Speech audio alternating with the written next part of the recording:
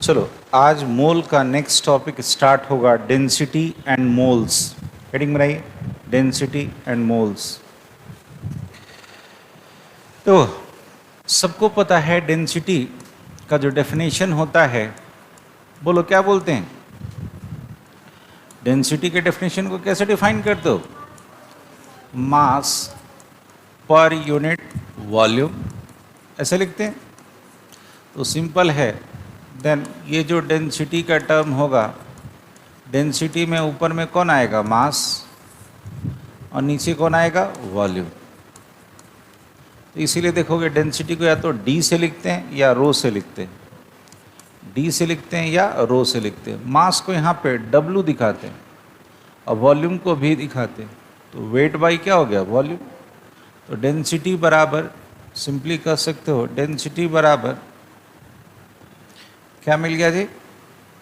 मास per unit volume, मास per unit volume, यानी weight by volume इसको कहते हैं। रुक जाना, मास को यहाँ m इसलिए नहीं लिखते हैं कि m से दिखाते हैं मोलर मास को। किसको बताते हैं? मोलर। इसलिए उसको यहाँ पे नहीं दिखा, समझना। अभी कभी कुछ मत लिखो। इसका अगर यूनिट देखोगे तो यूनिट बराबर यूनिट ऑफ डेंसिटी। इसका अगर हम यूनिट देखेंगे तो मास को अगर केजी में लिखोगे तो ये क्या हो जाएगा? केजी पर मीटर क्यूब, या कह सकते हो केजी, या कहीं कहीं देखोगे इसको ऐसे लिखा रहता है ग्राम पर लीटर, या क्या लिखा रहता है? ग्राम पर लीटर। तो बस ऊपर में मास का यूनिट और नीचे में वॉल्यूम का यूनिट होगा। बोलना, according to ideal gas equation, याद है? बोलो, आइडियल गैस इक्वेशन बराबर पीवी बराबर एनआरटी। तुम लोग से पूछे आर का वैल्यू लीटर एटमॉस्फेयर में, बोलो 0.0821 लीटर एटमॉस्फेयर पर मोल पर केल्विन। यहाँ ध्यान देना, जूल में बोलो, तुम ही बोलो जूल में। अब देखिएगा 8.314 जूल पर मोल पर केल्विन। कैलोरी में कितना? 2। सब याद रख थोड़ा बहुत। चलो यहाँ बताओ, यहाँ देख, यहाँ देख, एन यहाँ पे क्या होता है? मोल्स। एन क्या होता है? मोल। मोल को हम लिखते हैं, मोल निकालने का तरीका weight by molecular weight into R T. जहाँ पे हम बोले वेर एन जो था आपका मोल था, मोल निकालने का तरीका हमें क्या पता है? Weight in gram divided by molecular weight होता है ना। तो इसी को हमने क्या लिख दिया? W by capital M. इसीलिए यहाँ पे हम मास को एम से नहीं दिखाए थे, मास को किससे दिखाए थे? डब्ल्यू से। ध्यान देना, थोड़ी देर ध्यान देना। यहाँ पे, यहाँ देखो, इसको हम क्रॉस एक्सचेंज कर रहे हैं। इसको m को यहाँ ले जा रहे हैं और v को यहाँ ले रहा है। तो बोलो यहाँ पे कौन हो गया? w by V into R T. अब बताओ तो w बाई वी अभी क्या डिफाइन किए थे? डेंसिटी। तो इसको हम ऐसे लिख सकते हैं पी एम बराबर D R T, P M बराबर डी आर टी। और होगा डी या आर, जो लिखना है लिखो। यानी मेरे पास क्या मिल गया? एक आइडियल गैस इक्वेशन। किसके फॉर्म में? डेंसिटी के फॉर्म में। तो ये है आपका वही आइडियल गैस इक्वेशन, लेकिन किसके फॉर्म में? In form of density, in form of density. ठीक है, रुक जाना अभी थोड़ी देर, थोड़ी देर रुक जा। एक क्वेश्चन जो चैप्टर हट गया स्टेट ऑफ मैटर, उसमें डायरेक्ट पूछा था कि आपको प्रूफ करना था कि प्रेशर और डेंसिटी में कैसा रिलेशन होता है। तो कैसा होता है? डायरेक्टली प्रोपोर्शनल हो जाएगा, क्योंकि कांस्टेंट टेम्परेचर कर दोगे तो आर पहले से कांस्टेंट, और सेम गैस है तो गैस का मोलर मास कांस्टेंट होगा। अरे होगा। तो बोलो एक बार, आइडियल गैस इक्वेशन क्या है? पी वी बराबर एन आर टी। वही आइडियल गैस इक्वेशन डेंसिटी के टर्म में क्या है? पी एम बराबर डी आर टी। क्या है? पी एम बराबर डी आर टी। अब देख, अब बताना यहाँ पे, at constant temperature, at constant temperature and pressure, temperature भी कांस्टेंट कर दो और प्रेशर भी कांस्टेंट कर दो। फिर से बोलो, पी एम बराबर क्या है? D R T. हमने क्या किया? बोलो, प्रेशर भी कांस्टेंट कर दिया, टेम्परेचर भी। आर मेरा पहले से कांस्टेंट, तो m और d में कैसा रिलेशन? कैसा मिला? डायरेक्ट का। यानी कह सकते हो जो मेरा डेंसिटी का रेशियो होगा वही मोलर मास का रेशियो होगा। d1 बाई डी टू बराबर m1 बाई m2। यानी कोई भी गैस रहे, कोई भी गैस रहे सेम टेम्परेचर और प्रेशर पे, तो सेम टेम्परेचर प्रेशर पे ये अप्लाई होगा। डेंसिटी का रेशियो किसके होगा? मोलर मास के रेशियो। कहाँ पे? For same gas, for same gas at कहाँ पे? टेम्परेचर प्रेशर क्या है? सेम। एट कह सकते हो for same gas at constant temperature and pressure, at constant temperature and pressure. बस थोड़ा सा और कोई कंडीशन अलग कर दिया तो यहाँ क्या होगा, जो मोलर मास का रेशियो होगा वही किसका होगा, यानी सेम गैस नहीं भी कर सकते हो, दो गैस भी कंपेयर कर, सेम गैस नहीं करो, फॉर गैस कर सकते हो। किसके लिए? For gases. यहाँ पे सेम गैस नहीं करो, अलग अलग गैस ले लो, तब मोलर मास डिफरेंट होगा। तो जो मोलर मास का रेशियो होगा वही किसका रेशियो होगा, डेंसिटी का। फिर से सुन, दो गैस है, सेम टेम्परेचर प्रेशर पे होगा, तो मोलर मास और डेंसिटी कैसा है, डायरेक्टली। तो अलग अलग गैस है लेकिन डेंसिटी का जो रेशियो होगा वही किसका रेशियो होगा, मोलर मास का रेशियो। ये कहाँ से आया, डेंसिटी को हम कहाँ पे पुट किए, आइडियल गैस इक्वेशन। मेंशन करो, हो गया। यानी कह सकते हो कोई भी दो गैस रहे, कोई भी दो गैस रहे, अगर वो सेम टेम्परेचर प्रेशर पे है तो जो डेंसिटी का रेशियो वही किसका रेशियो, मोलर मास का रेशियो। कहाँ से मिला, समझ में आया? फिर से बोलो, आइडियल गैस इक्वेशन क्या था, पीवी बराबर एनआरटी। उसमें हमने जब डेंसिटी को इनकॉर्पोरेट किया तो क्या मिल गया मेरे पास इक्वेशन, पीएम बराबर डीआरटी। यहाँ देख, अगर हम टेम्परेचर प्रेशर को कांस्टेंट कर दे तो मोलर मास और डेंसिटी में कैसा रिलेशन है, डायरेक्ट का। यानी कह सकते हो जो मोलर मास का रेशियो होगा वही किसका रेशियो होगा, डेंसिटी का रेशियो, चाहे वो कोई भी गैस रहे, लेकिन कहाँ होना चाहिए, कांस्टेंट टेम्परेचर एंड प्रेशर पे। अब देखना यहाँ समझना थोड़ा सा, एक क्वेश्चन देता हूँ, देखते हैं कितना लोग बनाते हो। ऑब्जेक्टिव है, कहता है find the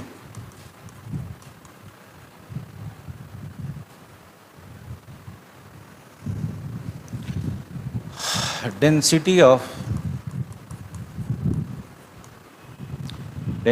of chlorine gas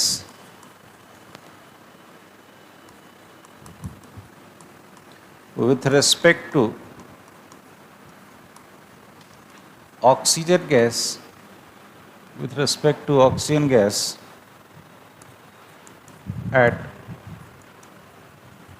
constant temperature and pressure। जल्दी बनाओ।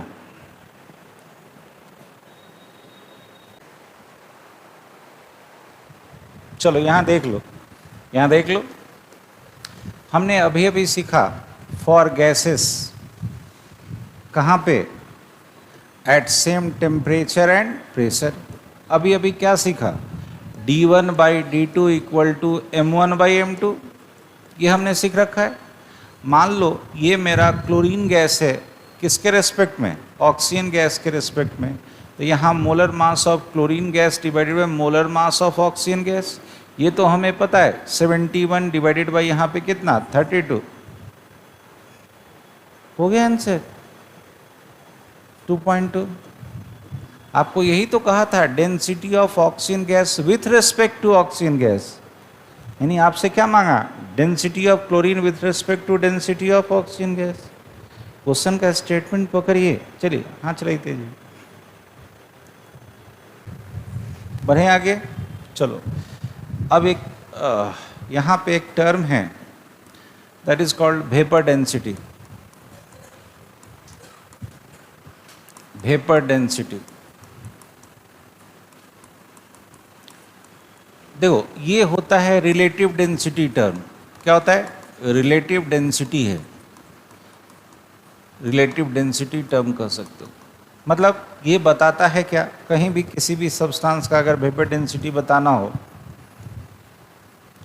वेपर डेंसिटी बताना हो, रिलेटिव समझते हो ना, किसी के रेस्पेक्ट में, किसी के रेस्पेक्ट में। तो यहाँ पे क्या करते हैं कि उसका डेंसिटी ऊपर में ले लो, यानी डेंसिटी ऑफ एनी सब्सटेंस, जिस सब्सटेंस का वेपर डेंसिटी है, divided by density of hydrogen gas at same temperature and pressure. उसी टेम्परेचर प्रेशर पे लेना है जिस पे उस गैस का लिए, मतलब जो भी जिसका वेपर डेंसिटी बता रहे, समझना। तो यहाँ पे क्या मिला, density of any substance with respect to density of hydrogen. ये याद रखना, वेपर डेंसिटी क्या है, रिलेटिव डेंसिटी टर्म है, यानी एक का डेंसिटी बताते हैं किसके रेस्पेक्ट में, हाइड्रोजन गैस के रेस्पेक्ट में। अब यहाँ देख, हमने अभी अभी सीखा है कि at same temperature and pressure, ध्यान देना, at same temperature and pressure हमने क्या सीखा, d1 by D two equal to m1 by m2 हमने सीखा है। अब बोलो यहाँ पे हम मान लेते हैं d1 कोई मेरा गैस है और d2 मेरा हाइड्रोजन गैस है। d2 कौन है, हाइड्रोजन गैस। तो यहाँ हो जाएगा molar mass of gas divided by molar mass of hydrogen gas. अरे होगा, हमने अभी अभी कहा कि डेंसिटी ऑफ एनी सब्सटेंस या एनी गैसियस सब्सटेंस का तो divided by density of hydrogen gas, ये क्या हो गया, वेपर डेंसिटी, और ये क्या हो गया, वेपर डेंसिटी। यहाँ हो जाएगा molar mass of gas divided bye कितना, 2। क्यों 2, अरे हाइड्रोजन का मोलर मास कितना, 2, यानी क्या हो गया, यहाँ देख कह सकते हो। सो अगर किसी का मोलर मास आपको निकालना हो, मोलर मास ऑफ गैस बराबर क्या हो जाएगा, 2 इंटू वेपर डेंसिटी। ये बचपन से ये वाला फार्मूला पढ़ते आए हो, पढ़े हैं ना, अरे ये वाला पढ़े हैं ना। मोलर मास निकालने का तरीका क्या होता है, 2 इंटू वेपर डेंसिटी। कहाँ से आया, समझ में आया, चलो फिर से बोलो एक बार, what is vapour density. Density किसी भी पदार्थ का किसके रेस्पेक्ट में, यानी कोई भी गैस कह लो, any gaseous substance, any gaseous substance, यहाँ पे गैसियस टर्म ले आना, यानी कोई भी गैस का डेंसिटी किसके रेस्पेक्ट में, हाइड्रोजन के रेस्पेक्ट में, उसको हम क्या बोलते हैं, बोलो वेपर डेंसिटी। तो ये है वेपर डेंसिटी। अभी अभी आपने क्या पढ़ा, d1 by D two equal to m1 by m2। मान लो ऊपर में मेरा कोई गैस है, डिवाइडेड बाई डेंसिटी किसका, हाइड्रोजन गैस का। तो यहाँ molar mass of gas divided by molar mass of hydrogen gas. बोल हाइड्रोजन का मास कितना, 2, और ये क्या हो गया, density of gas divided by density of hydrogen gas, क्या हो गया, वेपर डेंसिटी। यानी वेपर डेंसिटी बराबर मोलर मास डिवाइडेड बाय 2। यानी किसी का भी अगर वेपर डेंसिटी दिया रहे तो 2 से गुना कर दोगे, क्या मिल जाएगा, मोलर मास मिलेगा। देते हैं क्वेश्चन, उतारिए, हो गया, क्वेश्चन दें, चलो ढेर सारा क्वेश्चन देंगे, देखते हैं कितना लोग बनाते हो। एक बड़ा इंटरेस्टिंग क्वेश्चन है, कहता है फाइंड द वॉल्यूम ऑफ, चाहे एक मिनट इसको यहाँ से हटा देते, हम फ्रेश पेज पे ले जाते हैं। फाइंड द वॉल्यूम ऑफ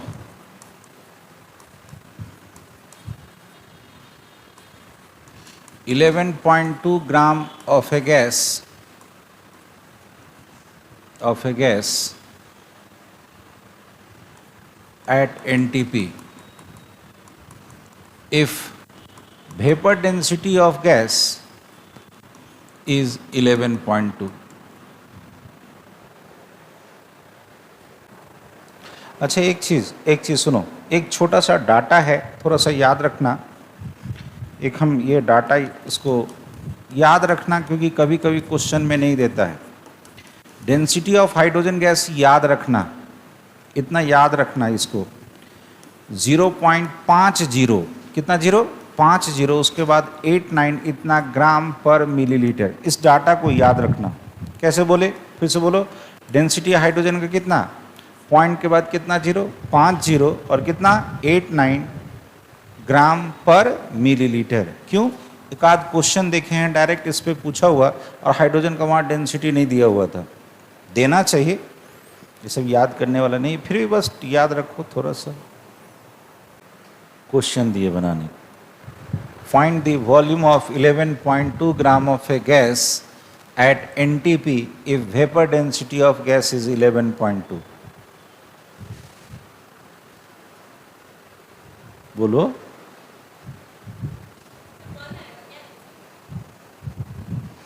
इतना इंटरेस्टिंग क्वेश्चन है, जो डाटा है वही इसका आंसर है, 11.2। अब सुनो, सीखो, नहीं बना कोई बात नहीं, हमने अभी भी सिखाया था। मॉलिक्यूलर वेट बराबर बोलो उस गैस का कैसे निकाले थे, 2 इंटू वेपर डेंसिटी। तो मेरे पास 2 इंटू कितना हो गया, 11.2 यानी 22.4 ग्राम पर मोल आ गया मॉलिक्यूलर वेट। हम क्या निकाल लें, वेट दे रखा है, मॉलिक्यूलर वेट पता है, तो क्या निकाल लो, number of moles, number of moles of gas. बोलो कैसे निकालते थे, बोलो weight in gram divided by molecular weight. अरे हुआ, बोलो वेट कितना दे रखा था 11.2 ग्राम और यहाँ मॉलिकुलर वेट है कितना 22.4 ग्राम पर मोल, बता कितना हो गया हाफ मोल। अरे हुआ, हाफ मोल गैस का, हमें पता है 1 मोल का वॉल्यूम एनटीपी पे कितना 22.4 22.4, तो half into 22.4 litre of gas कहाँ पे एट एनटीपी, हो गया आंसर। कटेगा कितना आ जाएगा 11.2 लीटर ऑफ गैस कहाँ पे एट एनटीपी। देख कितना इंटरेस्टिंग क्वेश्चन है, डाटा भी 11.2 आंसर भी 11.2 है ना। ऐसा इस तरह का क्वेश्चन को मैन्युफैक्चर किया जाता है। एक बड़ा अच्छा क्वेश्चन है, अगला क्वेश्चन दे रहा हूं, देखते हैं कितना लोग से बनता है। कहता है at NTP density of A gas is 0.2044, कितना दिया है 45 दिया है कि 44 दिया है 445 ग्राम पर मिलीलीटर। पूछता है आपसे find the vapour density and molar mass. Vapour density and molar mass of gas. चलिए जी बना के दिखाई तो। डेंसिटी दे रखा है और आपको क्या निकालना है वेपर डेंसिटी और उसका मॉलिक्यूलर मास कह लो। एक चीज इसी से गलती हो गया ना, वहाँ पे हमने कितना जीरो डलवा दिया था 5 जीरो, ये 4 जीरो होगा, 4 जीरो होगा। एक काम कीजिएगा इसको ठीक कर लीजिएगा, ये जो डेंसिटी ऑफ हाइड्रोजन गैस जो हम आपको याद कराए दशमलव के बाद 4 जीरो, 5 जीरो नहीं है 4089 ग्राम पर मिलीलीटर। चलिए वापस आइए इस क्वेश्चन में, यहाँ देखो इस क्वेश्चन में जैसे ही आओगे यहाँ देखना हमने अभी अभी सिखाया था वेपर डेंसिटी बराबर बोलो डेंसिटी ऑफ गैस उसका डिवाइडेड बाय डेंसिटी किसका हाइड्रोजन गैस का, डिवाइडेड बाय डेंसिटी किसका हाइड्रोजन गैस का। चलो जी हमें पता है डेंसिटी ऑफ गैस दे रखा है 0.00445, एक जीरो और रख लो, क्यों क्योंकि नीचे में कितना था 4 जीरो, उसके बाद क्या था 89 से इसको काटोगे इसको तो ये कटेगा 50 टाइम्स में, कितनी बार में 50 टाइम, तो 50 क्या गया वेपर डेंसिटी, क्या गया वेपर डेंसिटी। हमने अभी भी सीखा था मोलर मास बराबर कितना 2 इंटू वेपर डेंसिटी यानी 2 इंटू कितना हो गया 50 यानी कितना आ गया 100 हो गया। मोलर मास 100 और वेपर डेंसिटी कितना है 50, बस छोटा सा चीज़ था हाइड्रोजन के रेस्पेक्ट में आपको डिफाइन करना था। एक और कहता है mass of 2 litre of A gas is 1 ग्राम, शायद 1 ग्राम लिया नहीं 1 लीटर का 2 ग्राम लिया, एक मिनट में इसको ठीक करना। Mass of 1 litre of A gas is 2 ग्राम, ठीक है। आपसे पूछा find its vapour density and molecular mass लिख लो या मोलर मास लिखो, देखें कितना लोग बनाते हो।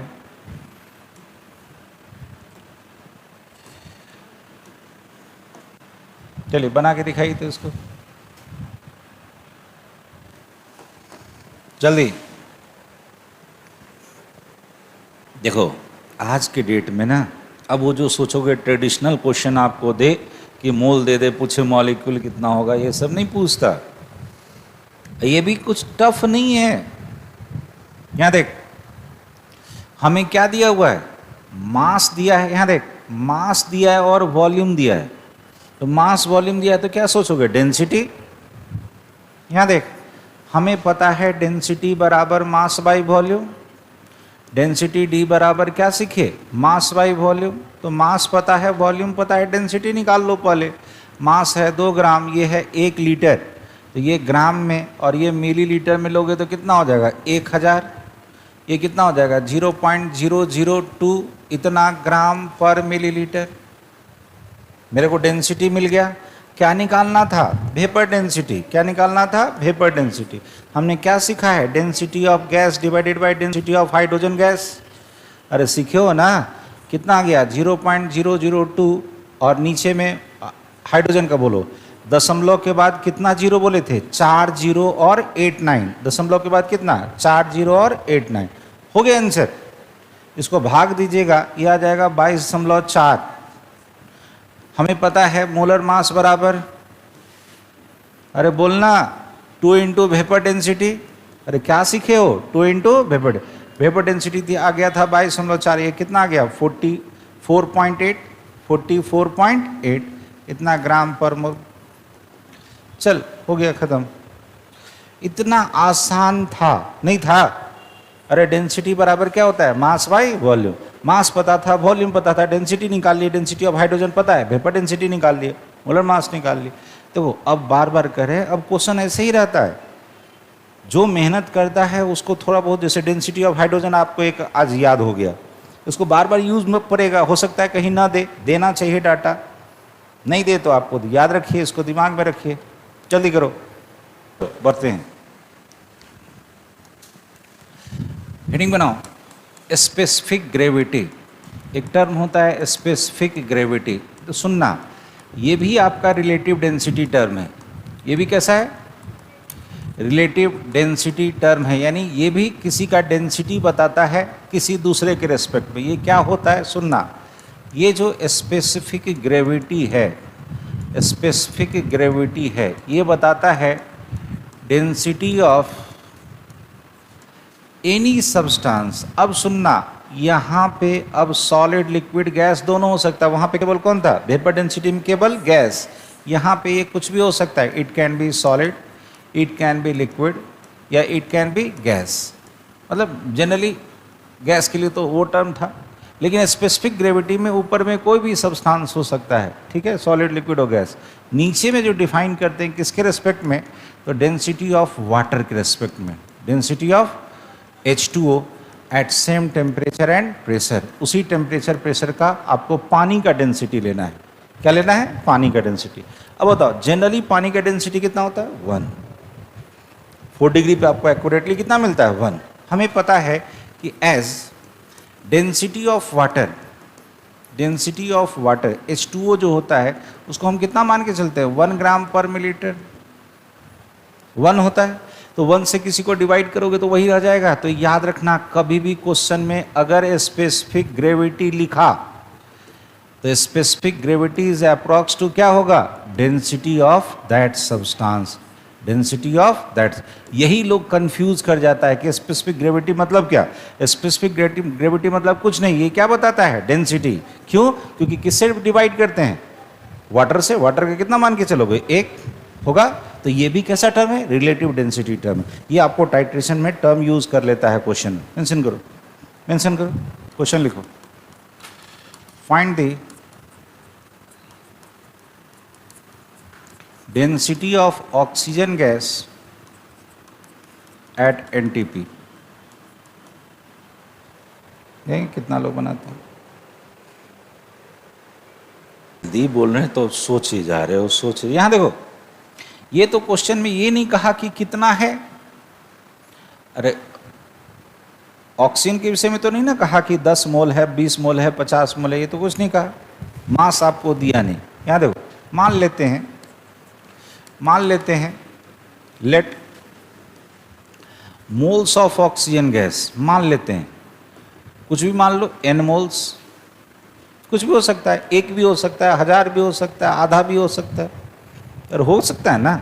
हम मान लिए n। तो अब बताओ यहाँ मोलर मास कितना है? 32। तो देन कह सकते हो इसका टोटल मास निकाल लो।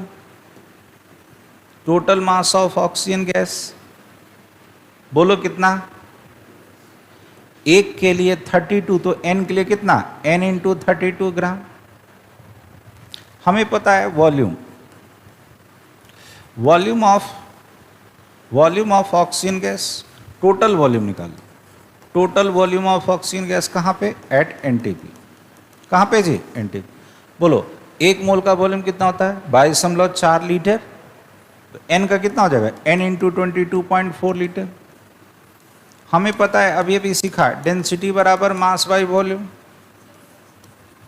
अरे सीखे ना, हमें डेंसिटी ही निकालना था ना।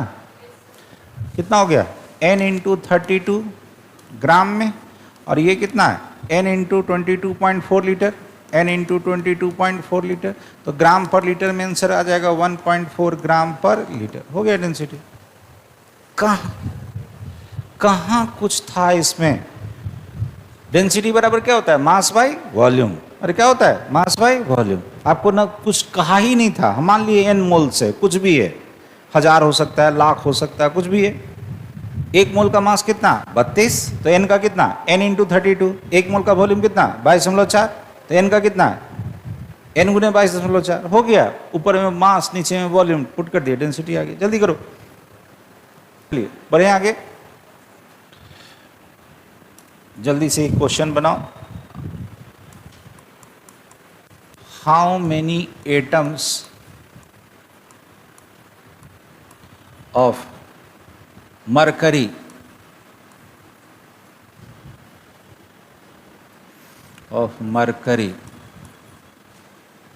is present in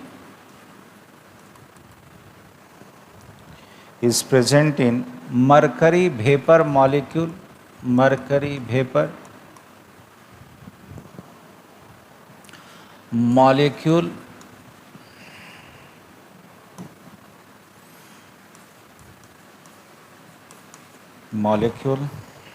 कहता है if density of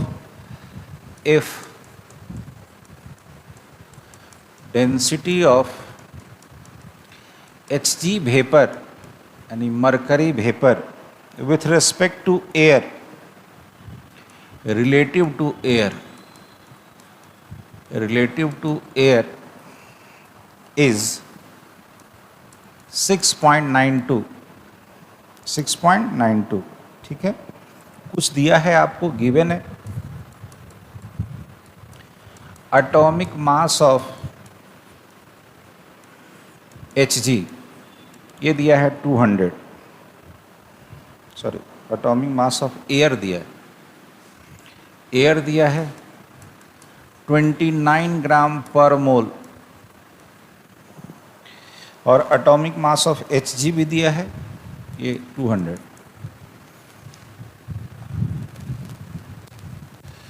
अच्छा, एयर का, एक मिनट रुकना, एयर का होगा मॉलिक्यूलर मास, एयर का क्या हो जाएगा जी, मॉलिक्यूलर मास, और यहाँ हो जाएगा एटॉमिक मास ऑफ Hg, ये आपको दे रखा है 200, ठीक है। चलिए सोच के बनाइएगा क्वेश्चन क्या कहा, सुनो एक मिनट।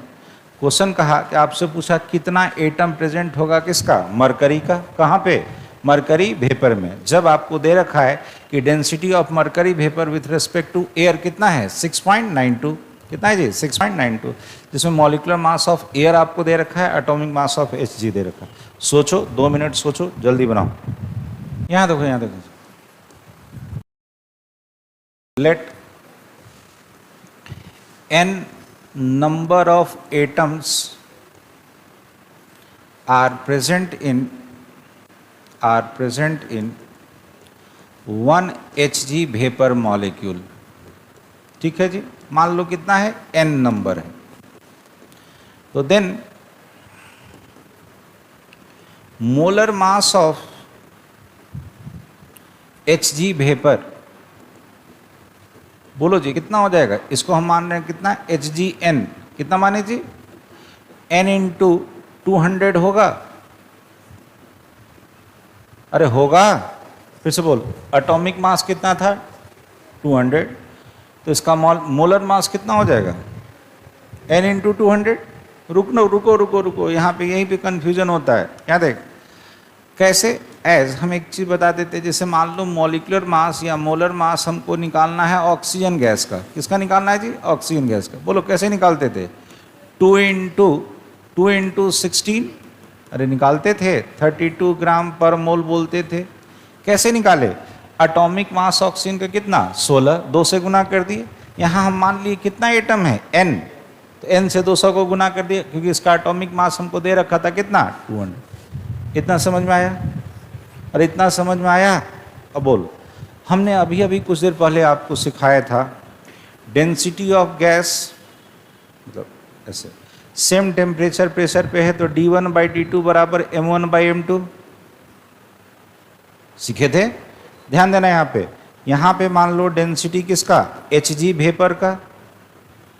कहा था आपसे, क्या दिया था, density of Hg vapour relative to air, तो नीचे में कौन होगा, एयर, इधर हो जाएगा मोलर मास किसका, Hg वेपर का, डिवाइडेड बाय मोलर मास किसका, एयर का। चलो ध्यान देना, ये आपको क्वेश्चन में दे रखा है, density of Hg vapour with respect to air कितना दे रखा था, बोलो ना 6.92, तो ये हो गया मेरा 6.92। बोलो molar mass of Hg vapour कितना निकाले, n इंटू 200, और एयर का भी दे रखा था कितना, 29। अरे हुआ, इसको गुना करो तो n बराबर, यहाँ देखो n बराबर इधर आओगे तो ये हो जाएगा 29 इंटू 6.92 और डिवाइडेड बाई कितना, 200। गुना करो इसको 6.92, यानी मान लो इसको 7, कितना मान लो 7 के आसपास से गुना करो, 200 से थोड़ा ज़्यादा आएगा, यानी कि एग्जैक्ट अगर इसको गुना करोगे 29 को 6.92 से तो एकदम एक्यूरेट 200 के आसपास आता है। कट के कितना बचा, 1। अरे कितना मिला, इसका मतलब है क्या, याद रखना कि मरकरी वेपर में Hg कैसा रहता है, अकेले रहता है। अरे मॉलिक्यूलर स्टेट में Hg कैसे होगा, अकेले होगा। समझ में आया? अभी अभी क्या सिखाए थे, d1/d2 इक्वल टू क्या सिखाए थे, m1/m2। अरे सिखाए थे ना, क्लास आज यहीं से स्टार्ट हुआ। ये आपको दे रखा था, यहाँ पे molar mass of Hg vapour आ गया, नीचे में कौन आ गया, एयर बन गया।